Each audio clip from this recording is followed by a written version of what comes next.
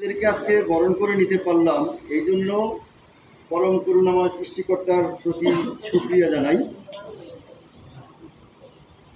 যে আমরা সবাই এখনো সুস্থ আছি। একটু আগে আমাদের একজন গার্লিন রোভারের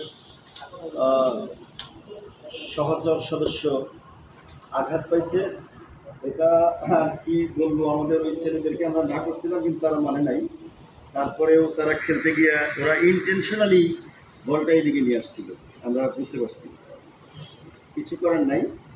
তো রোভারিং করতে গেলে, তুমি তো শুরু করছো আজকে, রোভারিং করতে গেলে এরকম বিরূপ পরিস্থিতির সম্মুখে অনেক সময় আমাদেরকে পড়তে হয়।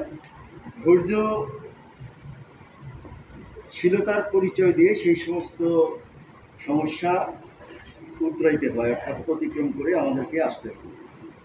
এটাই জীবন, মানুষের জীবন একটা সংগ্রাম, স্ট্রাগল। এটাকে সমস্যা আসবে, কিন্তু সমস্যা অতিক্রম করে আমাদেরকে